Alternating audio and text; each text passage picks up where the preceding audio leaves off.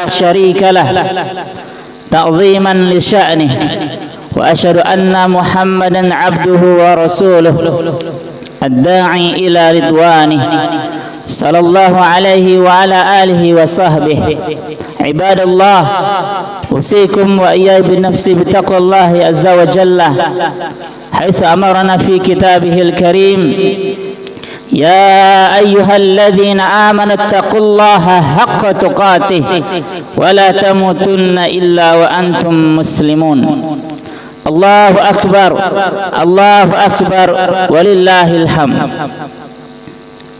Kaum muslimin jamaah yang dirahmati Allah Subhanahu wa taala. Hari ini adalah momentum yang penuh dengan kebahagiaan dan keberkahan, di mana jutaan kaum muslimin mereka berkumpul di satu tempat yang dimuliakan oleh Allah Subhanahu wa taala. Mereka adalah tamu-tamu Allah yang Rasulullah sallallahu alaihi wasallam pernah menyampaikan, al-hujjar wal ummar wafdullah da'ahum fa'ajabuhu sa'aluhu fa'atahum. Mereka itu para haji, jamaah haji dan umrah adalah tamu Allah Subhanahu wa taala. Allah telah memanggil mereka dan mereka pun memenuhi panggilan Allah Subhanahu wa taala. Mereka memohon kepada Allah dan Allah pun mengabulkan apa yang mereka minta. Selain di tanah suci, juga jutaan bahkan miliaran kaum muslimin yang mereka bertasbih, bertahmid, mengumandangkan kalimat thayyibah, dan juga mereka kaum muslimin melakukan salat dan nantinya mereka menyembelih hewan kurban. Allahu akbar walillahil hamd. Kaum muslimin jamaah salat Id, khutbah hari ini kami beri judul Keluarga Ibrahim teladan dalam ketaatan tanpa keraguan.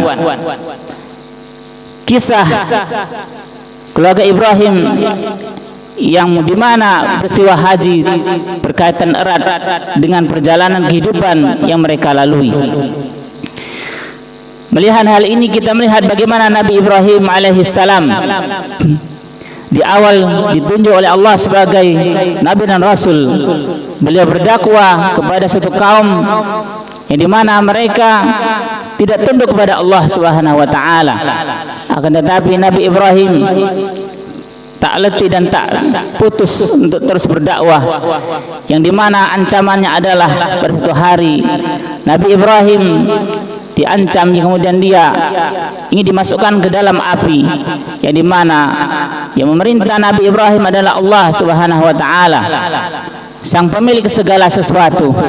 Maka Allah Subhanahu wa taala memerintahkan kepada api, ya naru kuni bardaw wassalamah. Ketika itu juga api yang panas menjadi penyejuk dan penyelamat bagi Nabi Ibrahim. Perjalanan Nabi Ibrahim tidak hanya teguh dan kokoh dalam memperjuangkan tauhid keimanan kepada Allah Subhanahu wa taala.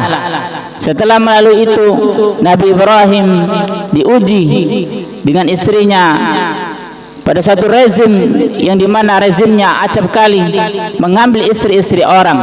Maka ketika itu juga Nabi Ibrahim mengatakan kepada istrinya, ketika satu hari dia didatangkan ke istana, mengatakan kepada istrinya, ketika engkau ditanya maka katakanlah engkau adalah saudaraku, dan raja tidak akan pernah mengambil seseorang yang bersama dengan saudaranya. Itu dikatakan Nabi Ibrahim ketika itu hanya dia dan istrinya sebagai sosok orang yang beriman.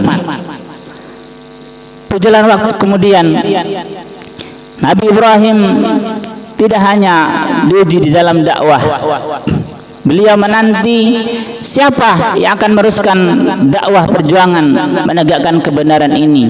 Seiring berjalannya waktu, sang anak tak pun datang. Maka Hajar yang telah lama mengikuti Nabi Ibrahim pun menjadi istri, dan ketika itulah lahirlah Nabi Ismail.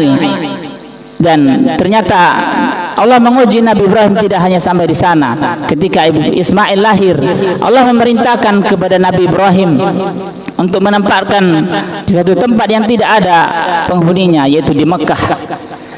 Di sanalah Nabi Ibrahim menempatkan Hajar dan Ismail ketika kecil di satu lembah yang tidak ada penghuninya. Dan kemudian ketika Ismail tumbuh menjadi seorang anak, Allah Subhanahu wa taala menguji Nabi Ibrahim, yaitu untuk menyembelih anaknya, yang dimana Allah Subhanahu wa taala menuturkan firman-Nya dalam surah As-Saffat. Dalam surah As-Saff Allah Subhanahu wa taala berfirman, "Ya abati fa'al ma tu'mar, falamma balagha ma'as sa'y qala ya bunay inni ara fil manam anni azbahuka fanzur madza tara." Di dalam ayat ini Allah Subhanahu wa taala mengisyaratkan bahwa melalui mimpinya Allah Subhanahu wa taala memerintahkan Nabi Ibrahim untuk menyembelih anaknya Ismail. Di sinilah kita lihat bagaimana keteguhan Nabi Ibrahim di dalam menjalankan perintah Allah Subhanahu wa taala. Mulai berdakwah, kemudian dia diuji oleh dengan keluarganya dan kemudian dengan anaknya. Sosok suami, sosok seorang ayah yang mampu melihat kehidupan ini adalah untuk Allah Subhanahu wa taala. Dan kemudian kita bisa melihat dari keluarga teladan ini adalah sosok seorang anak yang bernama Ismail. Bagaimana dia adalah seorang anak yang soleh, patuh kepada Allah dan juga kepada orang tuanya. Ketika dia diajak bicara oleh ayahnya Ibrahim, Nabi Ismail menjawab, "Ya abati fa'al ma tu'mar, satajiduni insyaallah minas sabirin." Ia pun tak ragu, mengerti apa yang disampaikan oleh ayahnya adalah perintah Allah Subhanahu wa taala. Maka dia mengatakan, insyaallah dia sabar akan ketetapan yang Allah berikan kepada dirinya. Allahu akbar walillahil hamd. Sosok Ismail adalah sosok seorang anak dan pemuda yang tumbuh di dalam nilai-nilai keislaman, yang dia tidak pernah ragu atas apa yang Allah perintahkan kepada dirinya. Dan itulah menjadi potret dan model bagi kita, wahai para pemuda, wahai para anak yang hari ini menjawab kemana kita mesti berkaca. Ada sosok Ismail yang setiap tahunnya kisah ini dikumandangkan, kisah ini diulang-ulang kembali. Allahu akbar walillahil hamd.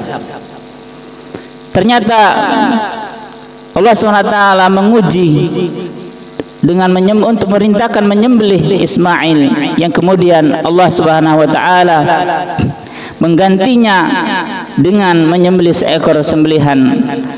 Di dalam surah As-Saff Allah Subhanahu wa taala berfirman, "Wa fadainahu bidzibhin azim." Kemudian kami gantikan sembelihan itu dengan sembelihan yang besar, yang dimana hari ini kita melakukan sembelihan hewan kurban. Itulah di antara cuplikan kisah Ibrahim dan Ismail. Dan tidak kalah penting, ada seorang sosok wanita, seorang ibu, sekaligus juga pasti dia seorang istri. Seorang istri yang salehah, yang taat kepada Allah Subhanahu wa taala dan juga taat kepada suaminya. Ini dapat dilihat bagaimana Nabi Ibrahim memerintahkan Siti Hajar untuk ikut bersamanya ke sebuah lembah yang tidak ada penghuninya, yaitu Mekah. Maka ikutlah Siti Hajar bersama Ismail yang ketika itu masih bayi. Berapa dibayangkan bagaimana seorang wanita dan seorang anak bayi tinggal di tempat yang tidak ada penghuninya. Sebelum Nabi Ibrahim meninggalkan Siti Hajar dan Ismail, maka bertanyalah Siti Hajar dan memanggillah Siti Hajar.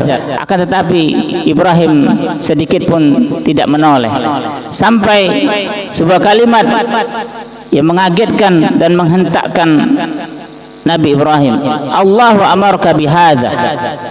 Wahai Ibrahim, apakah Allah yang memerintahkan kamu untuk menempatkan kami di lembah yang tidak ada penghuninya, yang tidak ada orangnya, yang sedangkan saya seorang wanita dan bersama saya adalah seorang bayi? Qala na'am. Maka Ibrahim menjawab dengan tegas, iya, Yang menoleh dan mengatakan iya. Yang menarik adalah penutup dari kalimat, penutup dari kata yang disampaikan oleh seorang wanita salehah. Idzan la yudayyi'una. Kalau begitu, kalau ini perintah dari Allah Subhanahu wa taala, pasti Allah tidak akan menyia-nyiakan kami. Memang betul kita lihat, walaupun di dalam cuplikan kisah episode kehidupan ini, Siti Hajar mendapati suatu waktu dia mencari air dan berlari 7 kali, yang itu dijadikan salah satu ibadah haji yang harus dilakukan oleh jemaah haji hari ini. Allahu Akbar, walillahil hamd. Dari kisah keluarga Ibrahim, mereka mengajarkan kita satu ketaatan kepada Allah Subhanahu wa taala, ketaatan yang tanpa tapi, ketaatan yang tanpa nanti. Dan beginilah cerminnya harus kita pasang selalu di dalam kehidupan kita. Ya Allah Subhanahu wa taala mengingatkan kita, wa ma kana lil mu'minin wala mu'minatin idza qadallahu wa rasuluhu amran ayakuna lahumul khiyaratu min amrihim wa may ya'sillaha wa rasulahu faqad dhalla dhalalan mubina. Tidaklah patut bagi orang yang beriman, baik laki-laki maupun perempuan, ketika Allah Subhanahu wa taala telah menetapkan satu keputusan untuk satu perkara, dia memilih sesuatu yang lain. Maka Allah mengatakan itu adalah sebuah kedurhakaan kepada Allah dan Rasulnya, dan sungguh dia telah melangkah sangat jauh dan jauh dari kehidupannya diinginkan oleh Allah Subhanahu wa taala. Di dalam ayat yang lain Allah Subhanahu wa taala mengingatkan kita, fala wa rabbika la yu'minuna hatta yuhakkimuka fima shajara bainahum thumma la yajidu fi anfusihim harajan mimma qadaita wa yusallimu taslima. Allah SWT mengingatkan kita, demi Allah, maka mereka pada hakikatnya tidaklah beriman kepada Allah SWT hingga menjadikan syariat Rasulullah SAW penentu dalam perkara mereka, yang mereka tidak merasakan keberatan sedikit pun di dalam hati mereka, dan mereka menerima keputusan tersebut dengan sepenuh hati. Allahu Akbar, walillahil hamd. Hidup ini adalah perjalanan, dan keluarga adalah tonggak penting dari sebuah kehidupan yang berkeadilan, kehidupan yang penuh dengan kebaikan.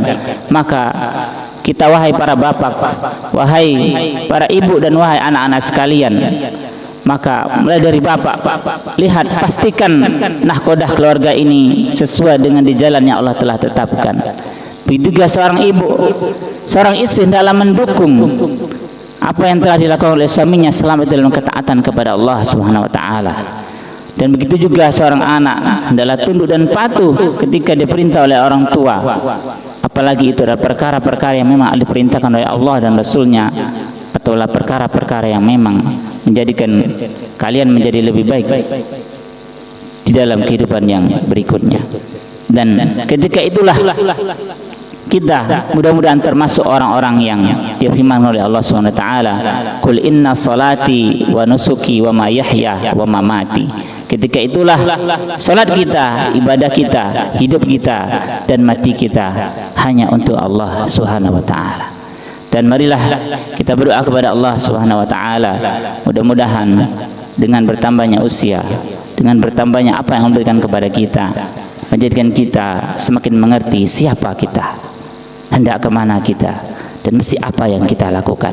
Innallaha wa malaikatahu yushollu 'alan nabi ya ayyuhalladzina amanu shallu 'alaihi wa sallimu taslima.